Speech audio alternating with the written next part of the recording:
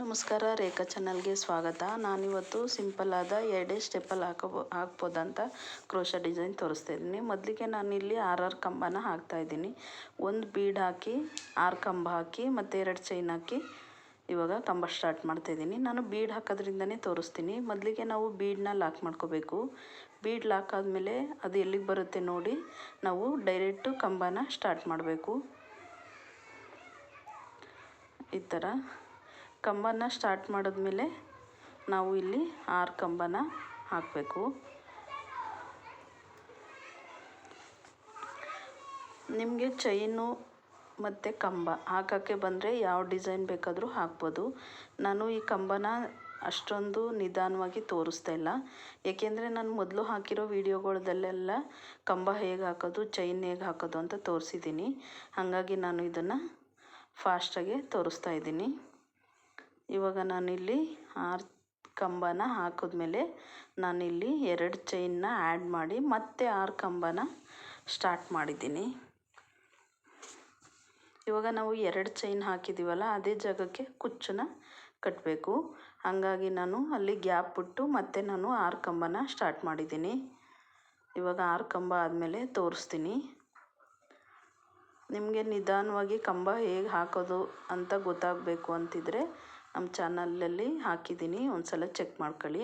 ನೋಡಿ, ಈ ಥರ ಬರುತ್ತೆ. ಒಂದು ಬೀಡು, ಒಂದು ಗ್ಯಾಪ್ ಬರುತ್ತೆ. ಇದು ನೆಕ್ಸ್ಟ್ ಸ್ಟೆಪ್ಪು. ಇದರಲ್ಲಿ ನಾನು ಆರ್ಚ್ ಡಿಸೈನ್ನ ಹಾಕೋದು ತೋರಿಸ್ತೀನಿ. ಬೀಡ್ ಕೆಳಗಡೆ ನಾವು ಮೊದಲೇ ಬೀಡನ್ನ ಆ್ಯಡ್ ಮಾಡಬೇಕಾದ್ರೆ ಲಾಕ್ ಮಾಡಿರ್ತೀವಲ್ಲ, ಆ ದಾರ ಇರುತ್ತೆ. ಅದಕ್ಕೇ ನಾವು ಆರ್ಚ್ ಡಿಸೈನ್ನ ಹಾಕಬೇಕು. ಇವಾಗ ನಾನಿಲ್ಲಿ ಅದ್ರ ಕೆಳಗಡೆನೆ 12 ಆರ್ಚ್ ಕಂಬಗಳನ್ನ ಹಾಕ್ತೀನಿ. ಮೊದಲಿಗೆ ನಾನು 6 ಹಾಕಿದ್ಮೇಲೆ ಒಂದು ಚಿಕ್ಕದು ಬೀಡನ್ನ ಆ್ಯಡ್ ಮಾಡ್ತೀನಿ. ಬೀಡನ್ನ ಹಾಕೋದ್ರಿಂದ ಡಿಸೈನು ತುಂಬ ಲುಕ್ಕಾಗಿ ಕಾಣಿಸುತ್ತೆ.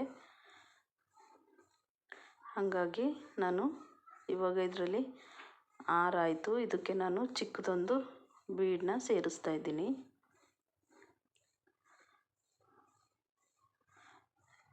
ಈ ಥರ ಬೀಡ್ ಸೇರಿಸಿದ್ಮೇಲೆ ಮತ್ತೆ ನಾವು 6 ಕಂಬನ ಹಾಕಬೇಕು.